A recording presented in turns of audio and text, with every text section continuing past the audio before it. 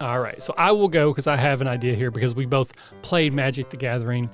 So give me your top 10 made up, so not real, Magic the Gathering mechanics or mechanisms. Sure. So the first one is going to be wet. Just makes things wet.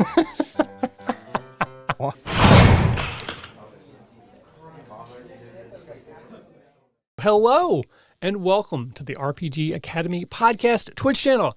My name is Michael, and we're here tonight for another exciting episode of Detention Live. Joining me, as always, is my co-host Chris. Chris, say hello to everyone.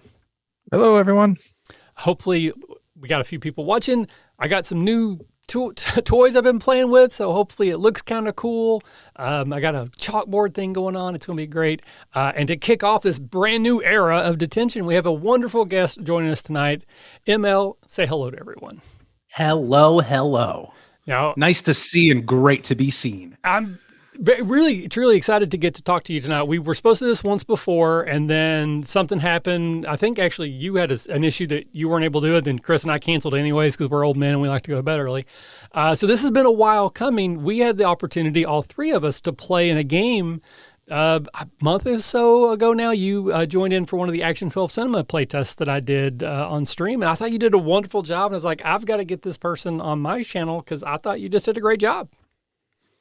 Well, thanks very much, and I absolutely loved playing the game. It was a ball, and it was great to meet both of you, and I'm really happy to see you both again. All right, fantastic. Yeah. So we're going to kick things off as we always do with extracurricular. Now, see, if those people watching at home, you're about to see some magic. If you were paying attention, I just changed the overlay, so extracurricular is highlighted, and everything else is a little bit shaded because that's the segment we're in. Nice. All right, so we're going to kick off things with extracurricular, and this is where we just talk about things that we've been up to, things we want to share, TV shows we're watching, movies we've been watching, books, music, whatever the case may be. I'm actually going to start with you, ML, because I was so excited to show off this new overlay that I forgot to give you. Generally, I just let people introduce themselves a little bit because we know who you are, but maybe someone watching doesn't. So we're going to go backwards in time. Tell us a little bit about yourself. That's fine. My name's ML Earhart. I call myself a performer from now the Washington, D.C. area. I have been a stage actor for my entire life. I've been recently a voice actor in both the audio drama, The LaFreesia Chronicles, which is in its second season, and in what was formerly called Once Upon a Monster of the Week, but now is called Welcome to Reddington, which was the Audioverse Award winner for Best New Improvised Show. Oh, nice. Congratulations. That I am very, very proud of. Everybody over there is doing really incredible work.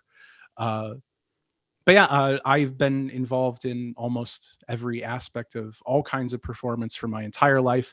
I spent a little while as a professional wrestler. Oh, wow. I've worked a little bit in television production, in sports broadcasting. I did some radio stuff. I really just like being in front of people and getting to express myself in that way. And excellent. The stuff that I have been into lately, in terms of games, there's really only one thing I'm playing right now, and it's Magic the Gathering Arena. Oh, okay. We just had a new set come out for Martian Machine. It's really fun to draft. It's a really great set. And if you are interested in getting into Arena, now is a really great time because all the free packs that you're getting are from that. So if you're somebody who likes flavor coding their decks and things, there's lots of fun dinosaurs, angels, vampires, werewolves, all the coolest stuff from all across all of Magic is here in this one, and that's what I've been spending a lot of my time doing. In terms of what else I'm pulling in right now, I am trying to find a short play for the Silver Spring stage. Every year they have a one-act play festival that has been put on hold because of the pandemic. So this will be the first time they're back in about 3 years. Nice. So right now I'm going through collections of short plays and things like that by Patrick Marber, some things by Tracy Letts, and the big weird one that I'm reading right now is a book called The Goblin Universe by a man called Ted Holliday, which is a book about paranormal theory. Essentially, the idea behind, or the thesis behind it, is that all paranormal things that people experience, whether they be ghosts or cryptids or UFOs, what you are seeing is, as a matter of fact, the same phenomenon. And it is the quote unquote goblin entering into our world and wearing these different masks. That it's a process that is a circuit completed by the human brain. So the things that if you experience some weird paranormal thing, it is very unlikely that someone else is going to experience that. And even more unlikely that you're going to be able to prove anything concretely. But as people are so fond of saying, someone is seeing something. Okay. So that's most of the stuff that I've been into. I haven't been watching very much, especially not things that are new. Again, it sounds like you got enough hobbies and activities to keep your time, and TV kind of rots your brain. I watch too much of it, but I do enjoy it. So I'll go next, just because I wanted to touch on the Magic the Gathering Arena thing. I literally, within the last week, stopped playing.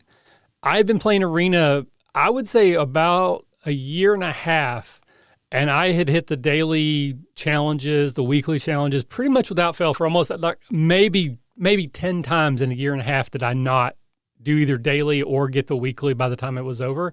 And then just all of a sudden, like, I'm done. I just cold turkey quit. I deleted the app off my phone, off my iPad, and off my computers. And I really liked it, but I primarily enjoyed playing the computer. I don't really like playing random people. I don't like the truly competitive nature where it's like I'm actually trying to beat someone. I like building the most complicated, unwieldy decks in the world and then just playing against Sparky.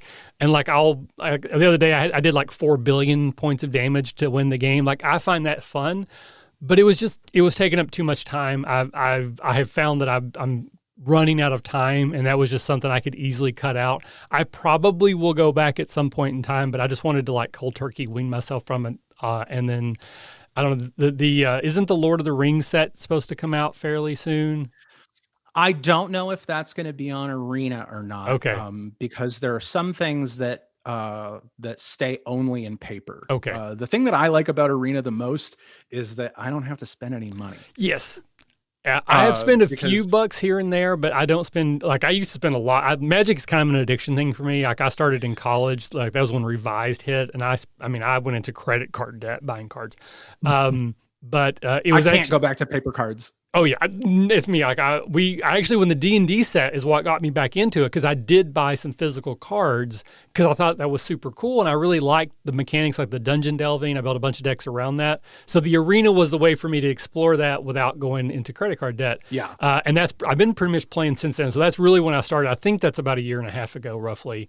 But again, I really love it. I'm glad you're enjoying it. I enjoyed it. It was just it was a time sink that I couldn't afford anymore because of other things that got going on. Specifically, my banner, Action 12 Cinema, the game that we played together as we met, the Kickstarter successfully funded. It's going to be a real thing. And my timetable is to be done with my writing at the end of this month. So I got roughly 11 days to go. I think it's really close to being done. Like, I'm really happy with it. I've got an editor lined up. I have the layout person lined up. It wasn't part of the original plan, but I actually hired a different graphic design person to help me with the character sheet to make those all pretty. And it's coming together, and it's super exciting, but I'm trying to dedicate enough time to it because this may be the only game I ever write, maybe the only book I ever write. I want it to be as good as I can get it. I have let go of perfection because I knew that wasn't going to happen, but I also don't want it to release and then be like, oh man, if I had 2 more days, So that was one of the reasons why I cut out Magic, is like that's something, if I have 20 minutes extra a day, that's what I'm doing right now. And then I will say that I am going to a convention this weekend, LexiCon in Lexington, Kentucky. I'm taking my youngest with me. It'll be the second time he and I have gone to a convention together. His older brother was supposed to go with us too. weird timing. His school play is this weekend. I didn't realize it at the time. So he's not going to get to go to the convention, but I will definitely, I think they're both coming to Academaniacs this year. I just found out I'm going to be going to Origins this year for the first time in several years. There's like a family vacation that usually overlaps, but we're not going on that vacation because we're going on a different one later. So I'm going to Origins for a couple days. GenCon, I got my press badge, so I'm super excited for that. And then I won't spoil it for Chris because he mentioned before we started recording, he hasn't watched it. I did finish the Mandalorian episode, the season 3 finale was today. I have watched it, and I will say I enjoyed it. So that is more than enough for me. So Chris, what have you been up to lately, buddy? I started playing a game called Path of Exile. It's free on Steam. It's basically Diablo. Okay. But a whole lot more complicated if you want to get into their whole crafting and skill set and the stuff I'm not doing. Mm-hmm. I just click a button and watch things die on the screen. That's pretty much all I'm doing, and watching my ranger level up. I'm not going to get into too much of the other stuff, but it's fun. It's something to kill some time with. Other than that, a lot of work. I am excited because I heard about the new DragonLance rumors. I hear that Joe Magnell, I can never say his name right. Jojo. Yeah. He'll call me and yell at me later, I'm sure. Mm-hmm. I'm hopeful that he's going to do it right and get that knocked out of the park. I'm a little nervous because they said that only the first 3 books they wrote are what they're calling canon. And I'm like, but you have so much other lore that you could pull from, but I'm not the guys in charge of that. So I'm excited to see what they're going to do with it, though. Did we talk about the D&D movie? Because I know I saw it and you saw it. I don't remember if we talked about it on here. I don't remember if we did or not. It's been so long. Yeah. I loved it. See it. That was great. Very pleasantly surprised. I went in there a little, I don't know, hesitant. We call it skeptical hippo eyes, as one of my friends used to say, and walked out, went, that was a lot of fun. Mm-hmm. They hit all the right moments. They had enough plot. They had enough jokes that it wasn't too over the top, and enough Easter eggs that I laughed. And with D&D movies, it's usually best to keep the bar that you want it to clear as close to the floor as possible. Yes, for sure. Yes, for sure. I can easily say this was. I understand it. This one's a real banger. This was the best D&D movie ever. I will plant my flag in that ground. Best one ever. Yep. Yeah. So far. Like I said, I was very pleasantly surprised. There was enough plot to it, and the characters had depth. They weren't just your stereotypic, I'm the bard that wants to sleep with everybody. Like, he actually had a backstory, and they developed that and stuff. So I was very pleasantly surprised by that. Other than that, I've just been hanging out with the wife when we get a chance, getting ready for the kid to get back from his first year in college so I can hear all about his adventures, which are probably pretty much him going, it was okay. It was okay. Yeah. It's about as excited as he gets about stuff like that. So very cool. All right. Well, thank you both for sharing. We do have a couple people watching. Skip has jumped in to say hi. Look, there's a couple other people who might be hanging out, lurking. Lurkers are always welcome, but we do like it when people chat because it keeps, I think, the show a bit lively. But with that, we're going to move into our second segment tonight. So I'm going to flip this button. Look at that. Now the 10 Things thing is highlighted. It's amazing. Hey. So 10 Things is our first improv game. This is the 10 Things game where basically we're going to take turns prompting each other in turn to try to create a list of 10 things that match the prompt. The idea of the game is that immediacy is more important than accuracy. So a list that you create quickly is better in terms of the game than a list that actually makes sense. ML, you are the guest tonight, so you get to choose. Would you like to go first in terms of giving Chris or I a prompt, or would you like to go first in terms of receiving a prompt? Oh, I believe that I'll receive and make my list first. All right. So I will go because I have an idea here because we both played Magic the Gathering. So give me your top 10 made up, so not real, Magic the Gathering mechanics or mechanisms. Top 10 made up mechanisms? Yep. So like poison or trample. I don't know if the right terminology, those sorts of things. Sure. So the first one is going to be wet. Just makes things wet. One. The second one, hot. Don't want your cards to get too hot. Two. Third one is going to be sleepy. I think that we should be able to make creatures sleepy. Yes, and especially after they have been hot and wet. Yes, I think that could cause sleepiness. I agree. Sure. Number 4, I'm gonna add hunger tokens. I think that you should be able to do more damage if your creatures are hungry. Yep. Fair. 4. Number 5, I am going to say everybody loves flying, but nobody has swimming. Okay. All right. 5. I guess island walk kind of counts as swimming, but we've got snow-covered lands, but what about fire-covered lands? How about that? Nice. 6. Everybody loves cats. The internet loves cats. There are tons of cat cards in Magic the Gathering. I hate playing against them, so why not fleas? 7. Number 8, ennui. I think I should be able to give another person's planeswalker ennui and make them unable to get off that ultimate and take 3 GD turns. 8. Number 9, let's go with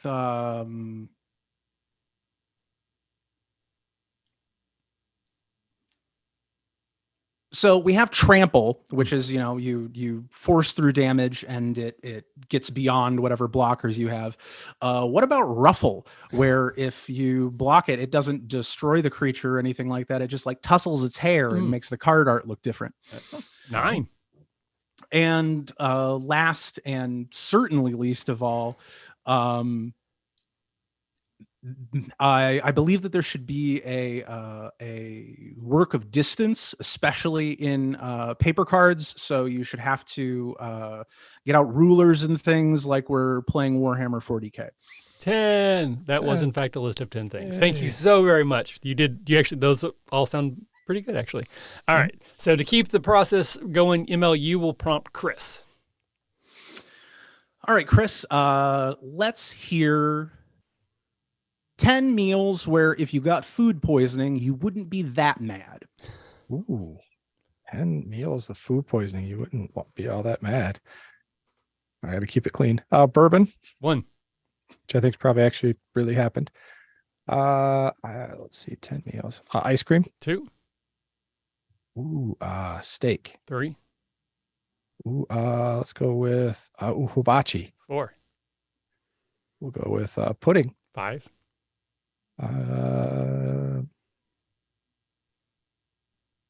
Go with rice. 6. I feel like that would just go through quick. It would absorb itself.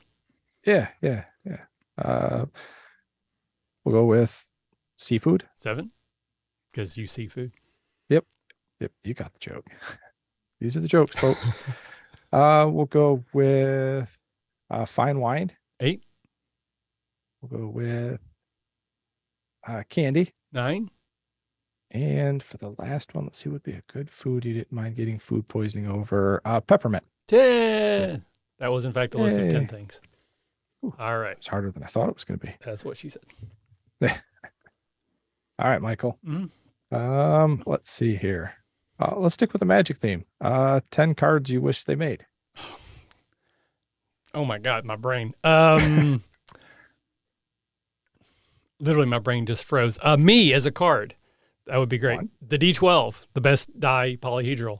2. Reverse damage dealing cards. 3. Ultimate healing cards. 4. Cards that let you take other people's cards and use against them. 5. Cards that let you pull cards from the future and use against them. 6. Uno cards. Oh, Double 7. reverse. Anti-gravity cards. 8. Extra gravity cards. Ooh, 9. And Cards Against Humanity style fill in your own blank cards. 10. Yay! That was in fact a list of 10 things. Man, that magic one threw me for a loop. Okay. So with that, we're going to move into used books, which is now highlighted in yellow. This is normally kind of the meat and potatoes of the show. It's generally the part that lasts the longest. And the idea here is that one of us ML in this case, is going to talk about a campaign that they ran or played in. We're looking for lessons learned, things that maybe we tried that worked great and it's helped us throughout every other game since then, or maybe we tried something experimental and it failed miserably and we've decided not to do that again. So ML, you are the guest. What campaign would you like to talk about tonight? So the campaign that I would like to discuss is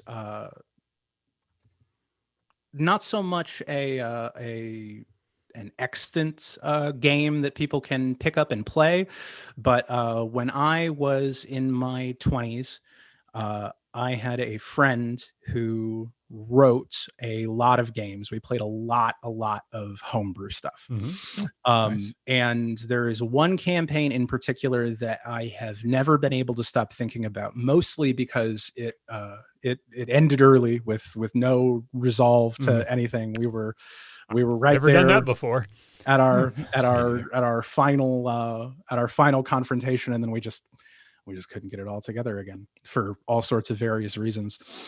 And they had created something within this that I think can be parsed out to all kinds of other games.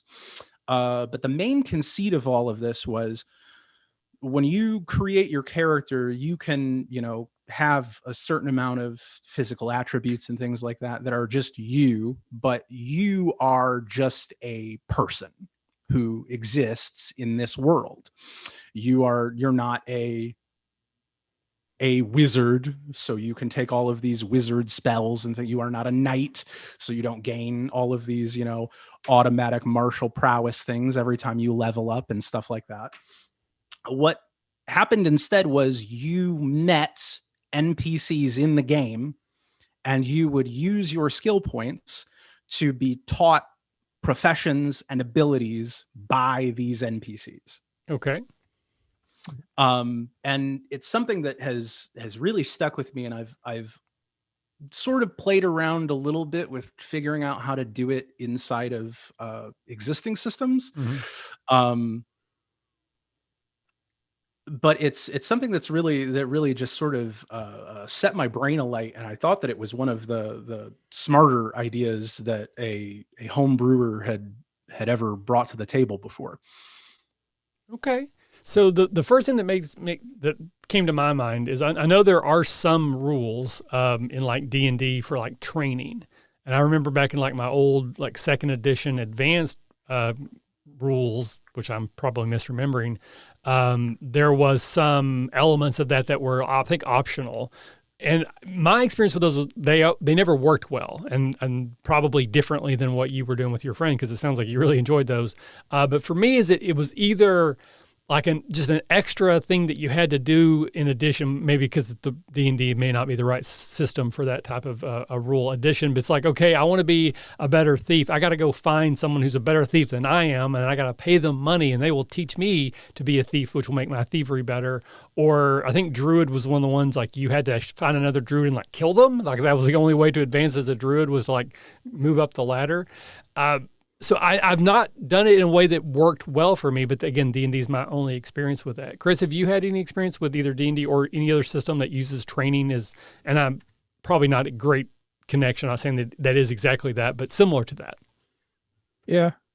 I mean, the old school first edition D&D had that with the guilds. Mm-hmm. So if you level up, you had to go find a guild that would help you level up and finish your skills, which always meant you went out in the dungeon, leveled up, came back to town, went back to the dungeon, came back. It was this weird back and forth thing. But similar to what ML was saying, when I was younger, we homebrewed our own stuff. When I was in high school, we were trying to write our own system.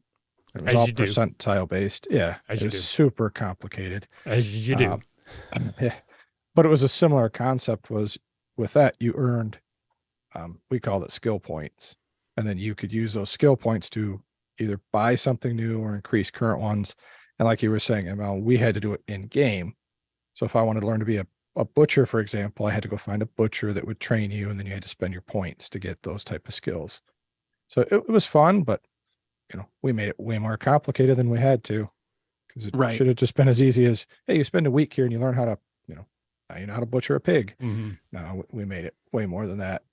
the butcher would send you on a quest to go kill animals to bring back, which you would then learn how to butcher them. It was, that's kind of a bad example, but Yeah, it was similar.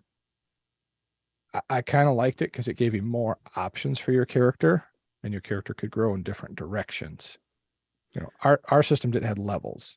You just got points that you could spend to build your character. So yeah, that was kind of the thing that I enjoyed about it was I ended up making choices with my character about things to learn and stuff like that based off of no preconceived notion whatsoever. I had a guy that I was pretty sure I was going to try and do some roguery with. I had wanted to do a more stealth-based character and things like that. And just through the people that we met in the world and the story that we were telling and what became, prescient need and things like that, he ended up being a badass monster hunter and things like that instead of a sneaky stealth guy. He was completely different than anything that I had ever conceived of it being. And so many of our other players, we had people who came in thinking that they're going to be playing one specific kind of, like, everybody kind of shuffled like a seat to the right. The person who was most interested in being like a burly barbarian fighter ended up being a deeply devout and powerful druidess. People who wanted to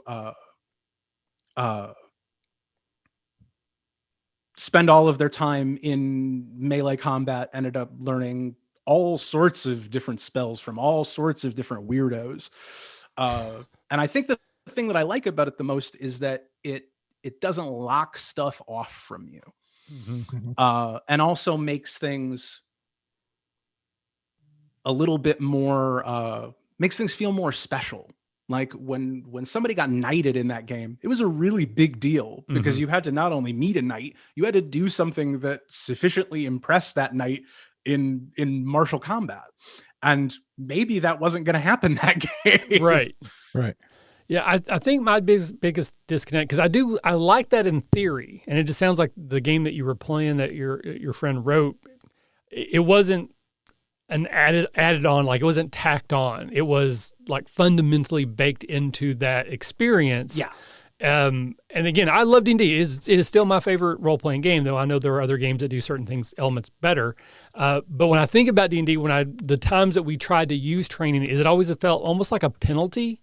It's like I've already done all the things I needed to do to level up, but now this DM is arbitrarily saying, well, you can't, even though you technically have the experience points, whatever, you can't level up until you do this. It became a side quest, and it sort of became like a barrier to the more fun rather than instrumental to my fun. I think that could have been, again, I was younger. I was terrible. Like the games we played back then, I would not want to play now. It was, go in the dungeon, kill stuff. So maybe now it would be something that I would enjoy doing. Maybe it wasn't in the right mindset, but I do like the concept of that sort of experience where, I'm sure the DM still, or the game master had thoughts about it because they decided who you ran into, even if you said, I'm going to go find a knight, they decided which one you found, type of a thing. So it was probably maybe more curated than it felt. And it may have felt much more like, not random, but like coincidental. Like I said, like today was the day we met the knight, but there wasn't anybody to fight. So I didn't get to show off my martial prowess in front of this person. Like that probably felt very organic and real, even though it was still a curated experience by your DM.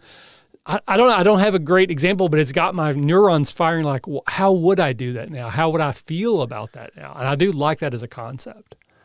I understand what you mean about like stapling it on to an existing system. It's a little bit like a hat on a hat sort of situation.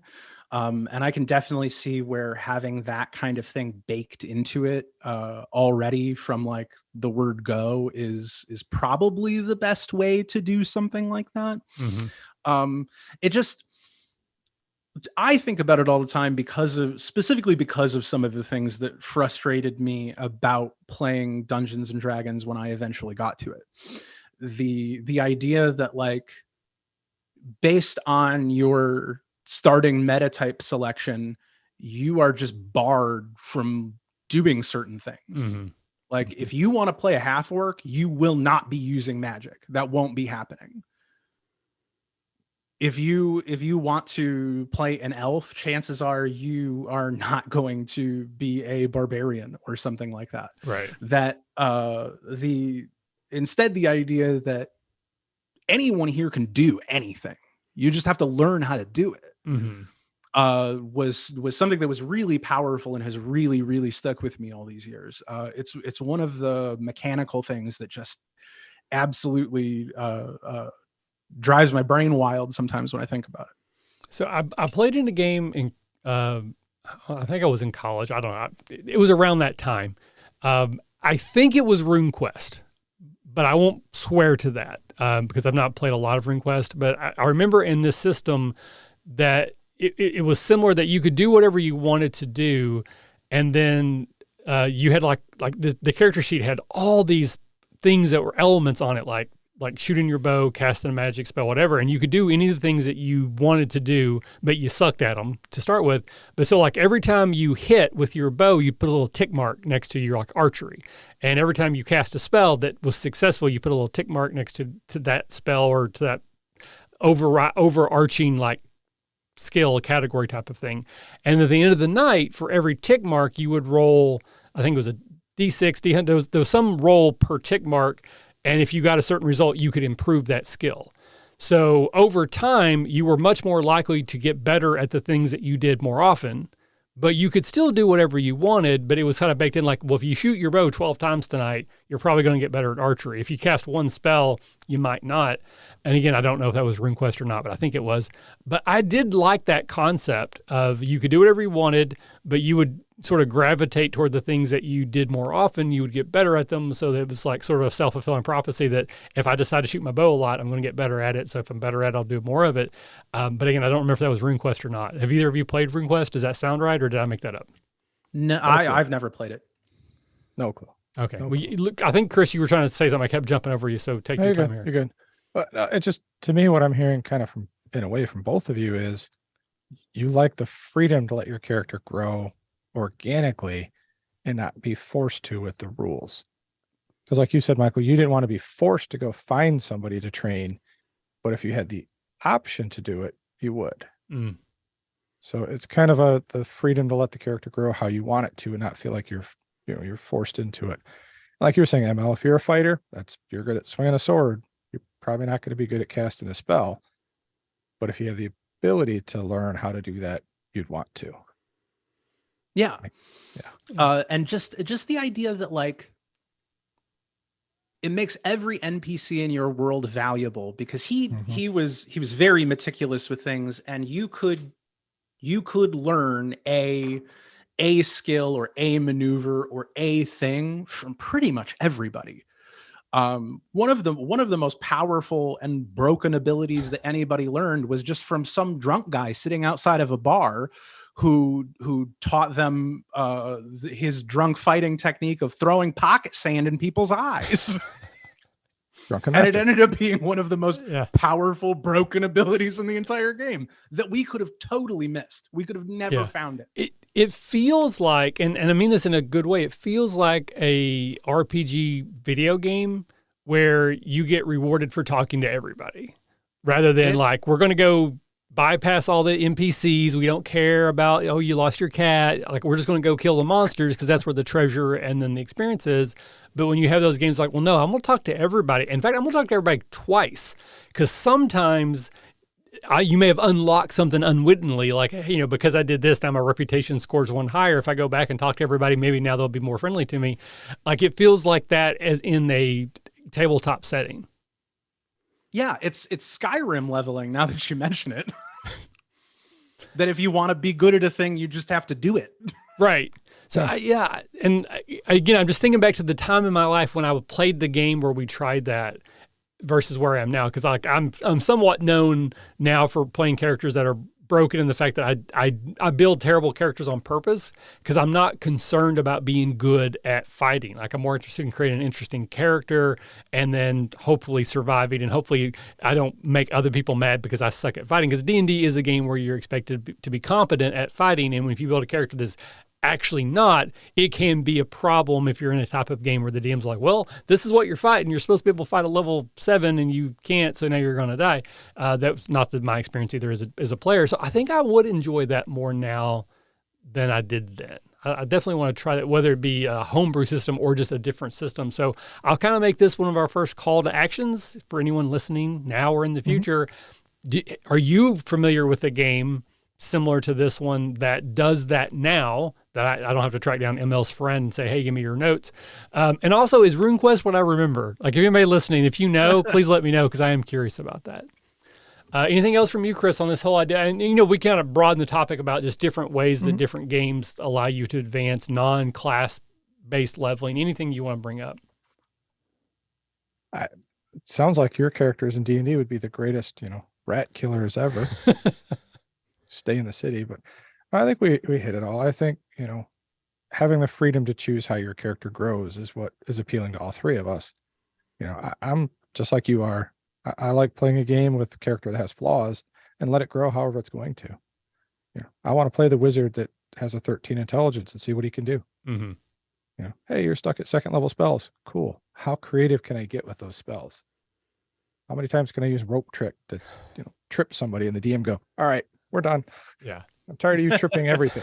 Just be like, well, give me more spells then. Sand in the eye. Sand in the eye. Yeah.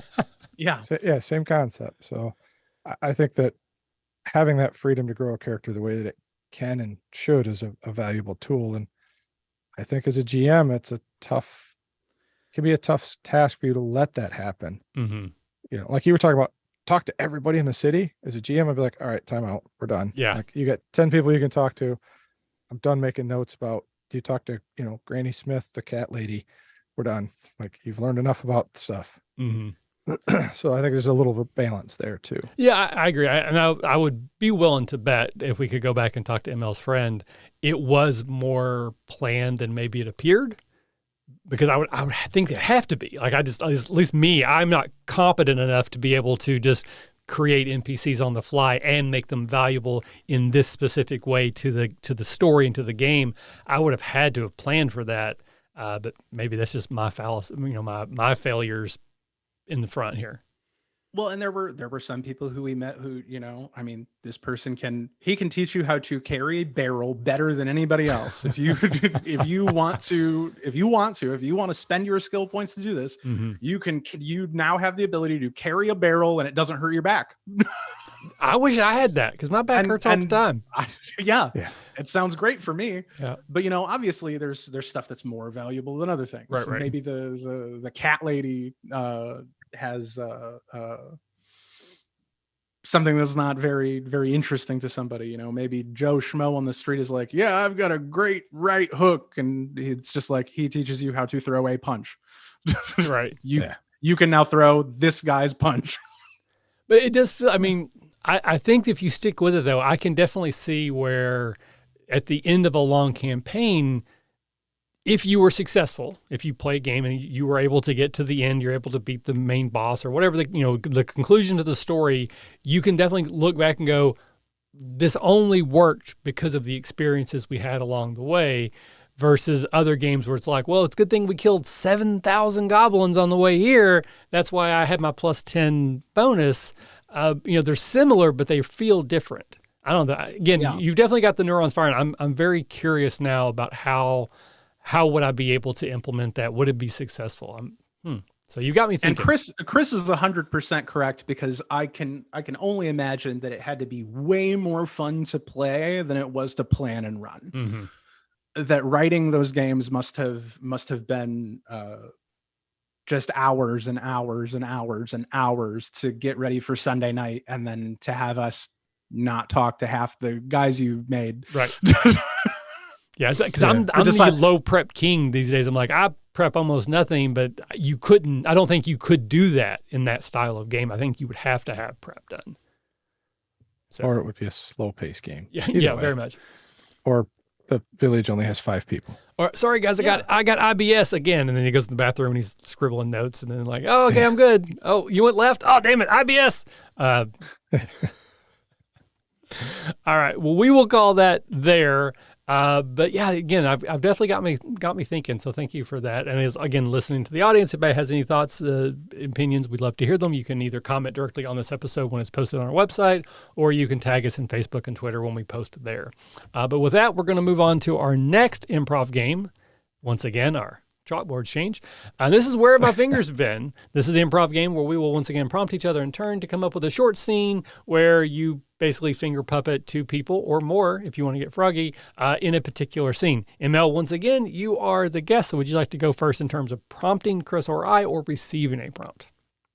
I can prompt somebody this time. All right, you can choose Chris or I, whoever you want. It'll just sort of start the circle going that we will continue. And then whoever you pick has to sing the song first. So who would you like to pick? Well, I did Chris last time, so let's go with you, Michael. All righty. So, of course, just in case New York Tater is listening now or in the future, we have to sing or he will, he'll riot. So, where have my fingers been? I said, where have my fingers been? Your fingers are a vaudeville performer and his ventriloquist dummy. The dummy is slowly becoming sentient and trying not to let anybody know. Okay. So, once again, tell me there, Chester, how did you get here today? I was carried here in a trunk. It was dark, and then there was light. Chester, that's not the act. You have no act. You have your hand where I don't want it. Okay, Chester, this is really funny. I think we should sing a song now. I am not your puppet. And he pulls his hand out. Yes, you are. Ah! And then he like stabs him. And that's where my fingers have been. Yay. It's a happy one today. Oh, yeah, exactly. Starting off strong.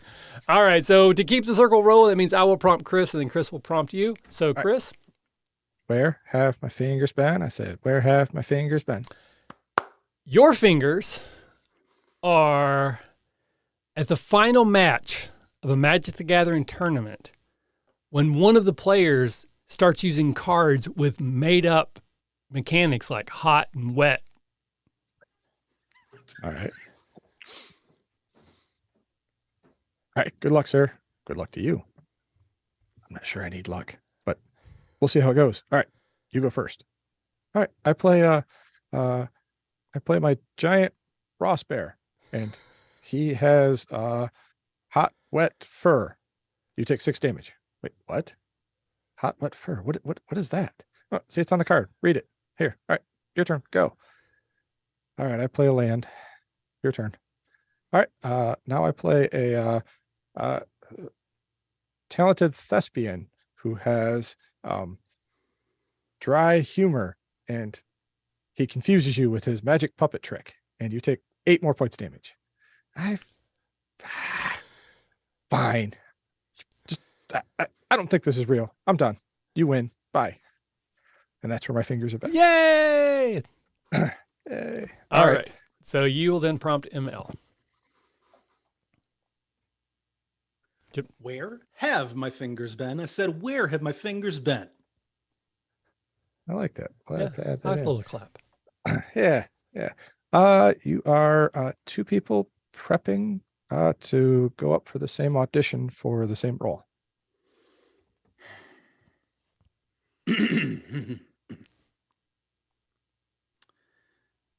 I have of late, and wherefore I know not, lost all of my mirth. Bless you. Where was I?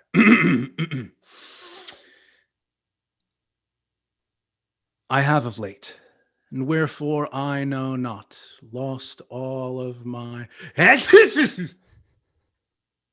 Bless you.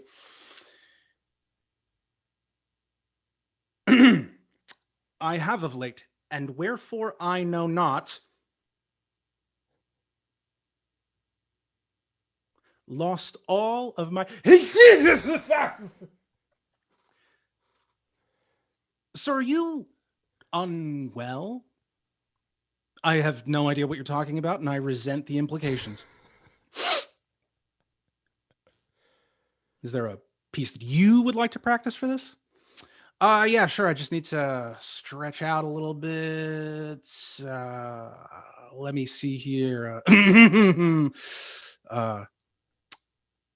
I have of late, and wherefore I know not, lost all of my. How does the rest of that go? You've got to be kidding me. You don't even know the words to the speech that you're trying to do? Well, no, you haven't finished it yet. I'm going to finish you. And then they fight. Nice. Yay! Hey. And that's where your fingers have And that's been. where my fingers have been. Yeah. So see, this is the danger, Chris, of bringing someone who's actually talented at this, because then ours looks so much worse in comparison. Next to each other, we're on the same level, but ML, that was amazing. And I feel like I hit too close to home. So you've been there before type of experience. I've been in several rooms where I have discovered in the room that I am going to be doing the same speech as somebody else. And I can't tell you the glee that it fills me with. Really? It doesn't make Because you nervous? I know that there's at least one person that now I have a target. Oh, Because sometimes in an audition, it's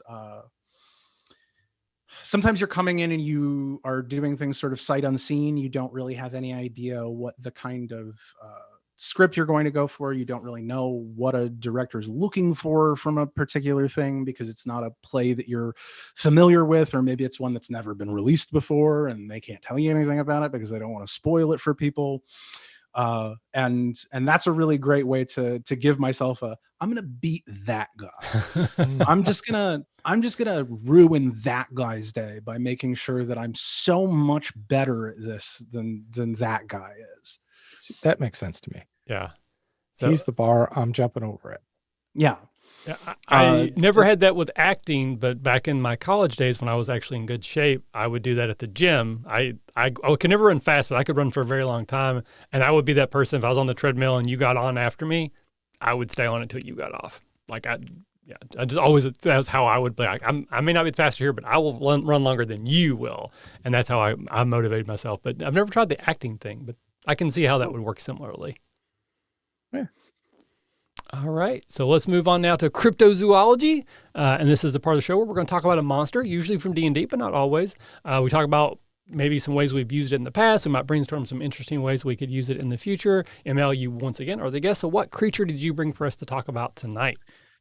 I brought Dungeons and Dragons mushroom people, the Myconids. Look at that, and there's an image of them on the screen for those watching at home. I've been practicing this. Nice. So I will say that I don't have a lot of familiarity with these creatures. I know they've been around forever. I'm sure I've used them in the past at some point in time.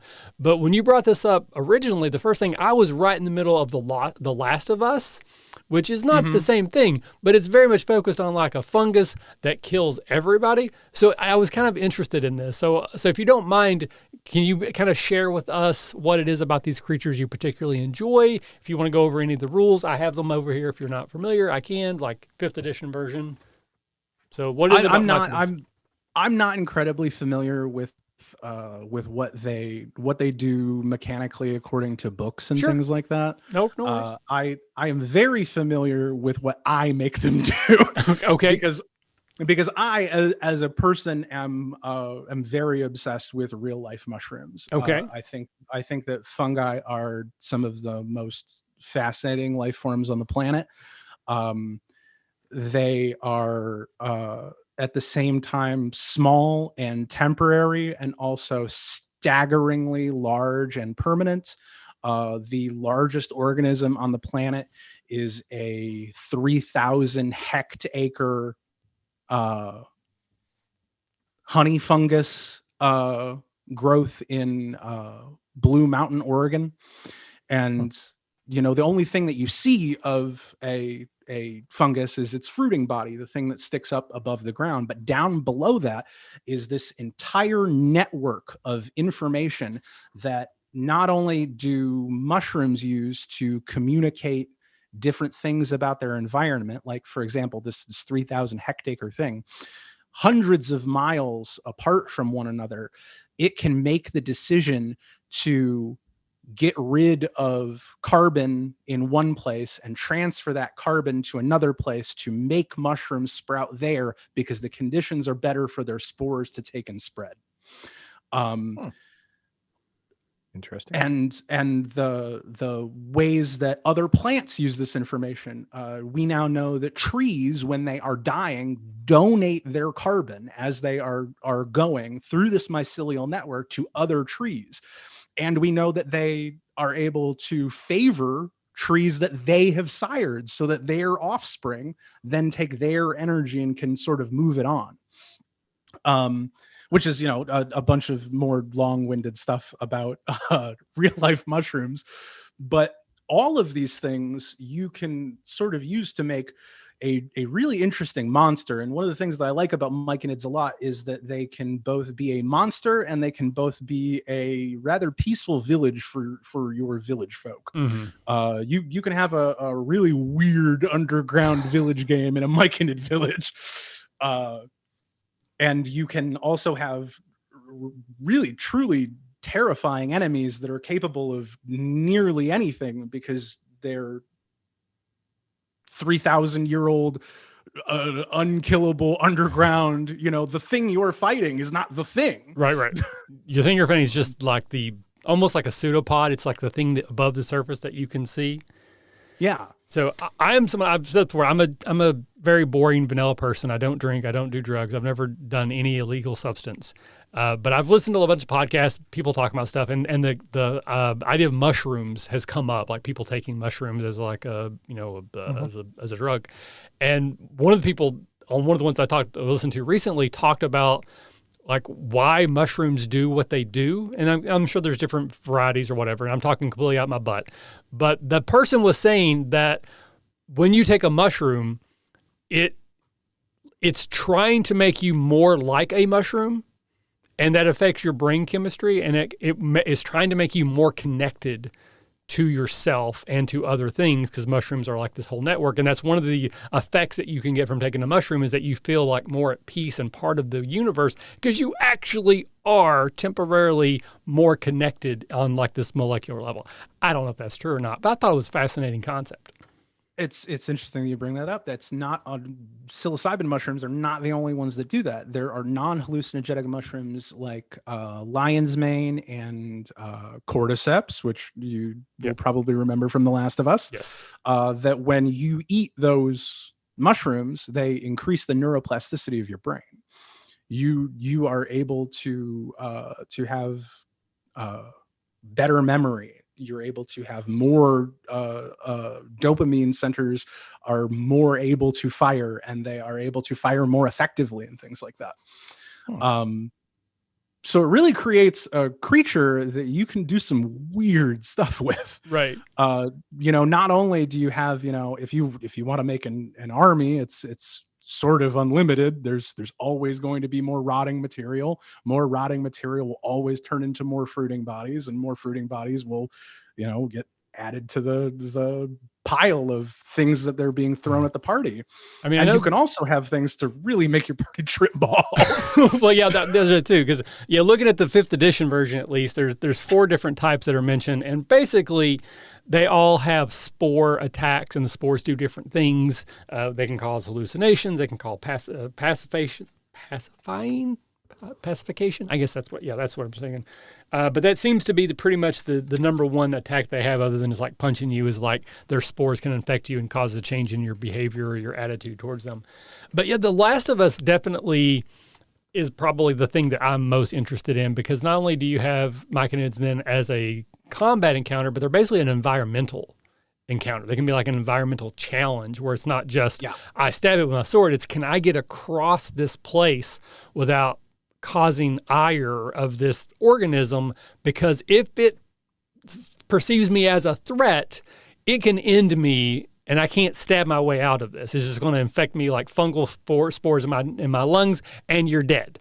Now, whether that's actually true or not, but I do like that concept of changing it not only from a combat encounter, but an environmental challenge, or flipping it on its head where it's like, okay, the only way I can survive the next thing is if I have this neuroplasticity effect or I have this other effect. So it's like you go to that village to say, hey, can you help me? Because I'm about to go fight a dragon, and if you help me, I will not be afraid. I'll be able to negate the fear effects, or I will be able to outthink the mind flayer. Or maybe you could even have a thing where it's like where I'm going to self-poison my brain so the mind flayer, when it attacks me, is poisoned, so that I have a temporary effect in my brain that causes the mind flayer to then be weakened. Like, I can see a lot of different ways that you could use that, maybe outside the rules or like with some very liberal bending of the rules. But once again, I feel like I keep talking over Chris. Chris, do you have any thoughts here about mushroom or mushroom uses in the game? I've never used them. My first thought with kind of playing with the D&D thing is you could use these mushroom guys almost like guardians of like a grove, and they hit you with those spores that you hallucinate. And during those hallucinations, I think it'd be fun if the DM basically put your character through some sort of test where, based on the results and how the outcome is in that hallucination, the forest spirit, whatever, allows you to enter the grove or tells you to go away. Mm-hmm. I think it'd be kind of a neat little play on things. And I mean, you could make it a horror thing. You could make it a fantasy thing, whatever hallucinations you want to do with them. I think that'd be kind of fun. I kind of like the idea, though, of also flipping it more towards the horror, and that, these creatures are, it's a dying species, and they're out here trying to, keep their population alive by infecting other people. I mean, you could definitely turn The Last of Us into a D&D style campaign. See, I haven't watched it or played the game, so I don't know the plot. It's basically a zombie apocalypse, except instead of being dead, you're being controlled by this mushroom organism that all it wants to do is repopulate itself. It's based on an actual scientific thing that happens with ants. Apparently, according to the show and what I've read, the mushroom would not survive inside a host of a human because our bodies run too hot. But the theory of the game is that with global warming, climate change, those mushrooms might adapt to living in a warmer climate. And if they get to the point where they can survive warm enough, then they would be able to survive in a human host. And then humans, once we became infected, it would spread across the globe so quickly that it would be like basically a zombie apocalypse. Interesting. And it's based off of the real world cordyceps. Their reproductive tract requires specific things, and they sort of pilot these zombie insects in order to meet those requirements. Like, you will have an ant infected with cordyceps that, with no control of its own, it has no say in this. It now wants to climb as high as it possibly can on a piece of grass, because it is necessary for that ant to be eaten by an animal that will then defecate those spores into manure, because that's how the fruiting bodies come up, and that's how it continues to propagate itself with spores and things like that. So the sort of idea of The Last of Us is that those same things can now do that to humans. Yeah. So you have, not only do you have like a zombie style plague, but you also have the horror of being piloted against your control, because unlike a zombie, you're still alive, at least at first, but you are no longer in control of your bodily functions. You are watching through your eyes until you eventually are going to die. I'm assuming like starvation. But even then your body will still be piloted, whether that's the actual science, I don't know. But I mean, that's a truly horrifying thing. I think that's why the game works so well, is it's a horrifying, whether you are part of the apocalypse or you're experiencing it, it's terrifying and horrifying. But you could easily do that in a D&D thing where these machinids are like, you know what? Screw you guys. We're going to take over the world. And then you have, again, these zombie style NPCs that are being controlled by this fungus. And now you're dealing with like truly like a zombie apocalypse in D&D run by machinoids.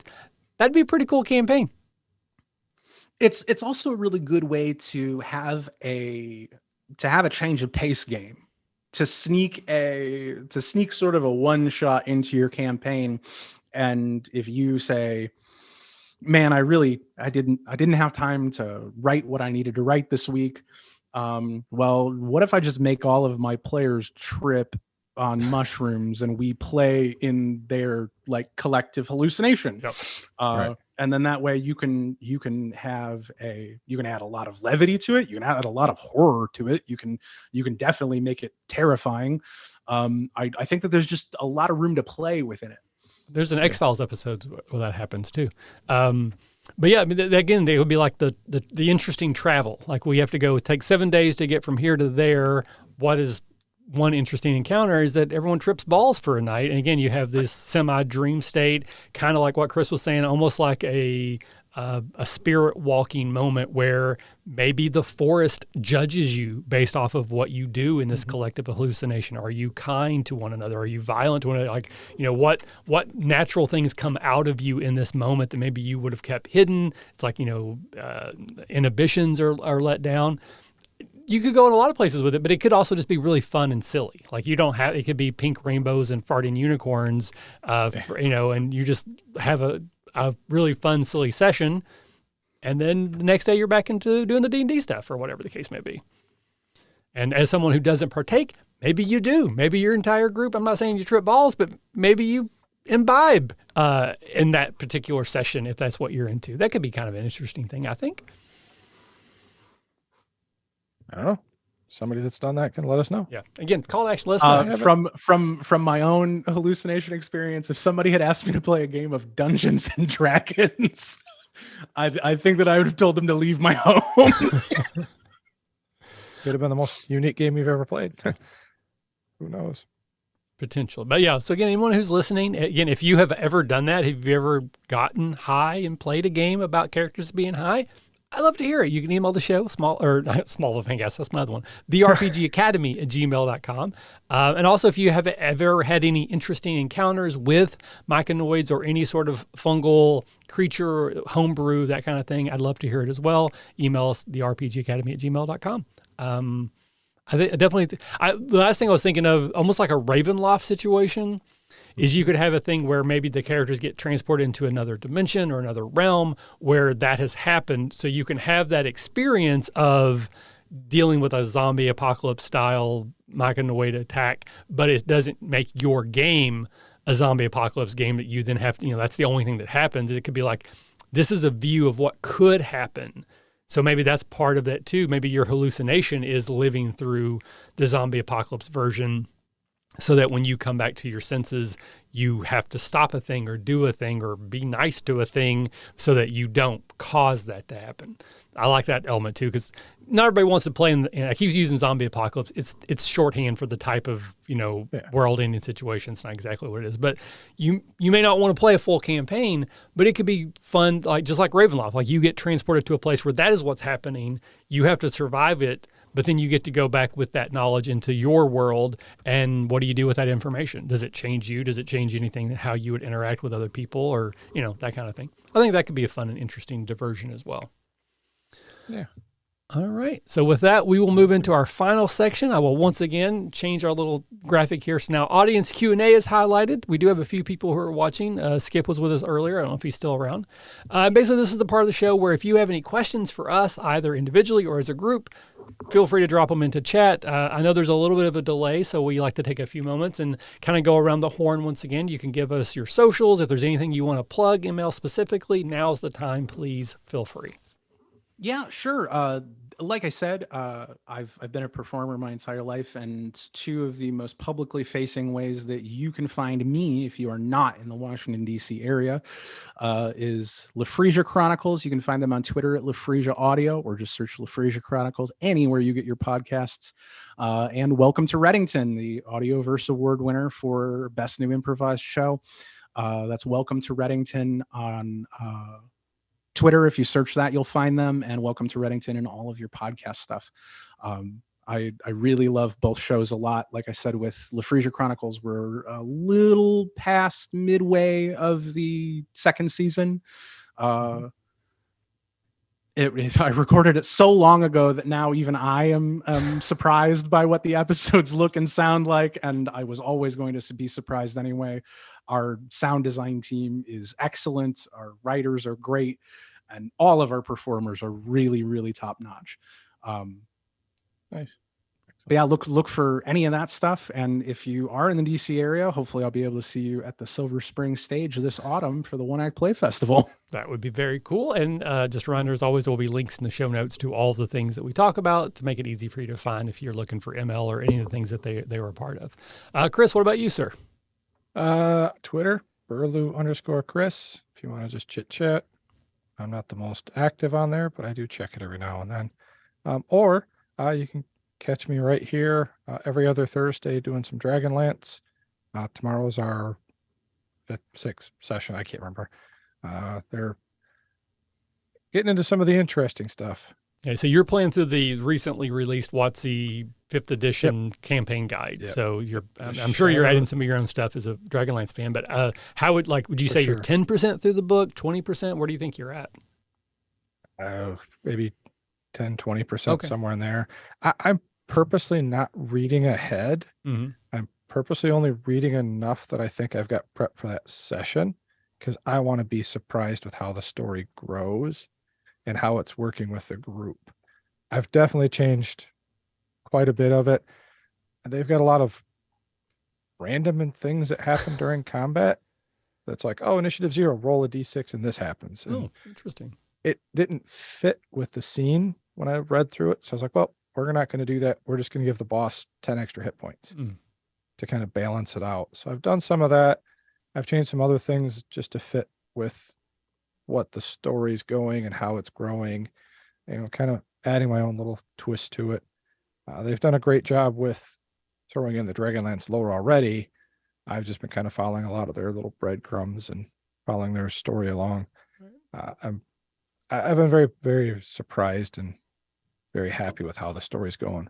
So definitely when you're all done, we'll have to do like a recap, debrief episode and talk about what you changed and what you liked and all that kind of good stuff.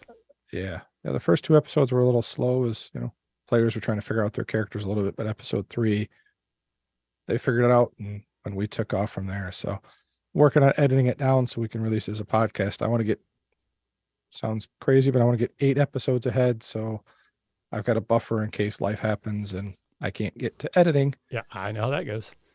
So for anybody that's thinking about doing a podcast, learn to edit, learn to love it, because you're going to spend more time doing that than you are playing the game. You'll be able to look at waveforms and pick out trust me. So Skip did jump in, didn't have a question, but just said ML very entertaining tonight, and they preferred the 8 o'clock start time because again, Chris and I are old men and we'd like to go to bed. But yeah, if you have a question, now's the time. For me, quickly, I'll say that Action 12 Cinema, again, I'm getting really close to getting the writing done. Then I'll go into final professional editing, then I'll go into layout and then printing. So we're still on pace to be done within the time frame, but actually I'm hoping to be ahead of that. That was kind of my goal the whole time. But you can now pre-order the book. That is the one big change. So if you go to our website, the RPG Academy, rpg.com, therpgacademy.com/action12cinema, and there'll be links in the show notes. You can buy a copy of the PDF or the book. You will immediately get the current version right now. So the same version that the Kickstarter backers got, you will get immediately. And then as I do updates, you will get that up to and including the final version. So when you get it right now, it's really ugly. And, I've already changed a few things, but that's the version you'll get. And then as it goes through the process, you'll get it updated. And then just very quickly, I started a new podcast for work organization I'm part of called the Healthy Minds Alliance podcast. And this is a short form interview podcast every week with volunteers who are working in local communities to raise mental health awareness and education, primarily through youth mental health or adult mental health first aid. It's the same thing I teach through my AmeriCorps service. It's a very tiny podcast. It's very niche, but it's like a really dose of positivity. So it's like 15, 20 minutes, 30 minutes tops, interviewing someone who's actively working in their community to make mental health awareness and education come alive. And I'm very proud of it. So if anybody out there, even if you don't want to listen, if you throw it a like on Facebook or vote on it, give it a review to help other people find it, I really appreciate that. So no questions came in, but we have one question we ask every guest. So if we don't have anybody come up between now and then, we'll end on this one. ML, imagine you were being turned into a action figure, not physically transformed yourself, but they're going to make an action figure in your likeness. What are the 3 accessories that are going to come with your package? Well, if they're gonna make me into an action figure, I think that I need to really put their working boots on. So I would like an action figure sized copy of the complete works of William Shakespeare that actually has all the text written in it. Oh, wow. So that if you have a powerful enough microscope, you will be able to read Hamlet. That is impressive. I would say this probably be a QR code, but maybe. Yeah. I definitely need to put a dog in there. So I will choose my oldest girl, not Meg. My young boy. Nobody needs somebody that rowdy, even in plastic. And the third and final thing, let's just have a really nice small skillet. And if possible, I would like that made out of metal so you could cook a very tiny burrito for, say, a hamster. I love it. So Shakespeare, a puppy dog, and a cast iron skillet. I mean, I think that's very fitting. I would want to buy that action figure.